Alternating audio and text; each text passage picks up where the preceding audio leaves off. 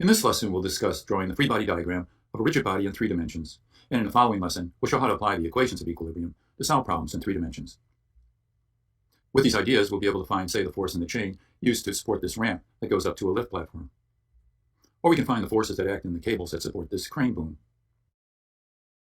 Anyway, to start, we have to understand the different types of reactions that supports exert on a rigid body in 3 dimensions. And so now we'll go over all those. But remember the basic idea. A support exerts a force on a body to prevent it from translating. And a support exerts a couple moment on a body to prevent rotation.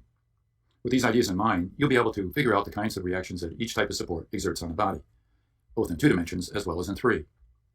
We'll begin by looking at this plate, which is supported by 3 different things. Considering the cable first, if I were to remove it, what do you think will act on the plate caused by the cable? Well, a single force, right? And that force is a tension force. It pulls on the plate, just like the plate pulls back on the cable. Cables never push on things, they always pull on them. Now let's take out the roller, that's at B. If I remove it, what do you think will act on the plate now? Well, I hope you said one force. The effect of the roller on the plate is only vertical because it prevents translation in that direction. The plate is able to move along the x-axis, the y-axis, and it can rotate about a local x-y-z set of axes at B, and so there's no couple moments exerted on the plate by a roller, just simply a vertical force. Now finally, we'll look at the ball and socket joint, which is at C. If I remove it, what do you think you have there? Well, there'll be 3 reactions. This type of support prevents the translation in the x direction, the y direction, and also in the z direction. There's no stoppage of moment around each of the axes because the ball is allowed to rotate within the socket. This is similar to your arm connected up where your shoulder is, or down at your hip, where the hip bone is connected into the pelvis. You have freedom of rotation about these joints, but you don't have translational effects, so forces are created. Here's a typical example of a ball and socket joint in a road grader. The ball is confined within that system that you see, and so on the connected part, there will be 3 forces that can be exerted on the part, but no moments. Now let's discuss the idea of a journal bearing. Here we have a single bearing that's supporting the shaft. If I remove it, first off, it'll prevent translation in the x direction. It'll prevent translation in the z direction. But because the shaft can slip through the bearing, there's no force component in the y direction. There's freedom of movement. However, the bearing also prevents rotation of the shaft around, say, the x-axis, and so therefore there'll be a couple moment produced around that axis. In the same way, it stops rotation around the z-axis, and so we have a couple moment there. Finally, there's no stoppage or rotation around the y-axis. In other words, the shaft can spin around the y-axis because the bearing allows that freedom of rotation. So we essentially have 4 components of reaction from a single journal bearing. It's a little different when you have several journal bearings, as in this case where 2 are used to support the shaft. When we remove, say, the bearing at A, we have the 2 force components, in the x and in the z direction. But there's no moment components in this case, if the shaft is aligned on the bearings. When I remove the bearing at B, of course, we have, again, 2 reactions. Why don't we have moment components? Well, if you consider rotation around the x-axis, that's really being prevented by the force reaction that would occur at this bearing. If you want to rotate the shaft this way, of course, this force reaction would go the other way. So essentially, the forces acting at B prevent the rotation around the x and the z-axis at A. And in the same way, that occurs when you try to rotate the shaft around B. The forces over here will stop that. So for a shaft which is properly aligned on its bearings, you simply have force components and no couple moment components. Here's a typical set of journal bearings in a piece of exercise equipment. And again, they just exert force components on the connected shaft and no moment components. Freedom of rotation, of course, along the axis of the shaft. And finally, a fixed support. There we restrict translation in both the x, y, and z directions, and so we have 3 force components. We also restrict rotation around these axes, and so there's an associated 3 unknown couple moment components as well. A total of 6 unknowns for a fixed support. All right, now that we know the types of reactions that the various types of supports exert on a body, we'll practice this idea by drawing some free body diagrams. Consider this plate. If I were to draw a free body diagram, I remove the plate from its surroundings. I show the active forces on it, the ones that create the motion, and the dimensions, which we'll use later for taking moments. Now we have to put on the support reactions. At A, we have a ball and socket joint. So how many reactions will you show? There'll be 3, won't there? Let me label those.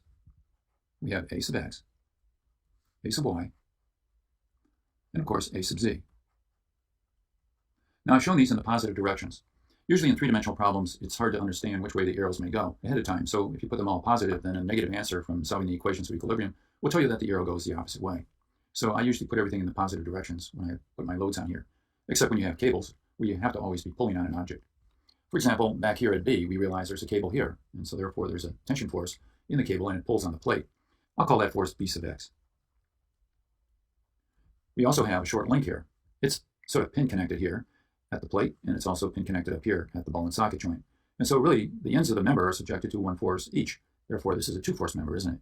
As a result, you know the force acts along the axis of the member.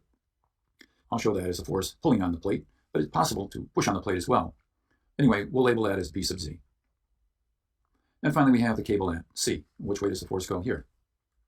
Well, it has to go up because we have a pulling effect, don't we? Tension in the cable. We'll call it C sub Z. Now that we've done all this, we have a complete free body diagram. The dimensions and all the forces are shown. And since all this data is collected for us, we can apply our equations of equilibrium and solve for the reactions later on. All right, now let's do this one. The free body diagram of the member ABC. Remove the member, show the active forces on it. And now we have a bearing back here at A. And how many forces will you show on a journal bearing? There are 2. Do you know what direction they go in? Along the X direction and in the Z direction. And I'll refer to them as A sub X and, of course, A sub Z. At B, we have also a journal bearing. So again, we have 2, a B sub X and a B sub Z. And finally, at C, we have 2. What direction do they go in? Along the Y-axis, in this case, and in the Z direction.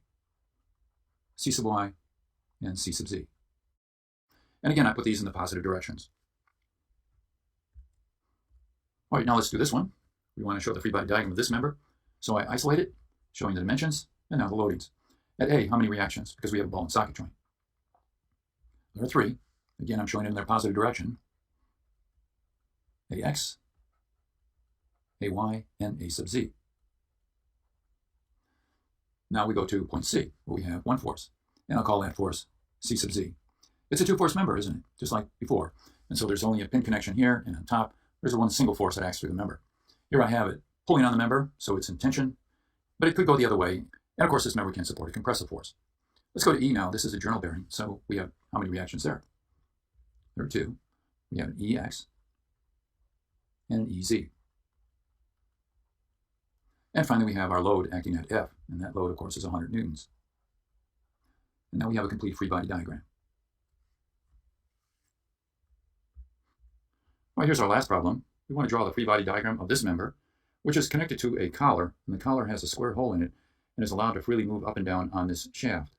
I haven't talked about the types of reactions that occur back here, but knowing the 2 general rules for finding reactive forces, hopefully you'll be able to reason through it. So we'll draw the free body diagram by isolating the member.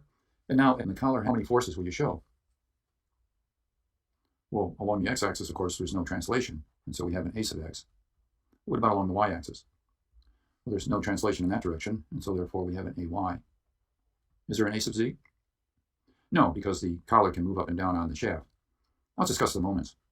Can you take the shaft and rotate it around the x-axis? Will the collar allow that? No. And so we have an M A sub x. What about along the y-axis? Can you rotate the member around this axis? No, you can't, because again, the collar won't allow that. And so we have an M A sub y. And finally, around the z-axis, do we have an M A sub z? Well, the answer is yes, because we have a square hole in here. I hope you realize that if we had a circular hole, then the collar could easily rotate around the shaft. Of course, then you'd have no couple moment. But here we have a square hole, and that's the trick in the problem. The fact that we have a moment in this direction. Finally, we have the cable, and that exerts what kind of force at B? A pulling force, right? So this is a tension in the cable, and we can call it T sub B. Of course, you should show the angles that the cable makes with the XYZ axis, but we won't clutter the diagram here. We'll just simply show it like this. So now we have a complete free body diagram. All right, now that we've completed the problem, we'll end the lesson.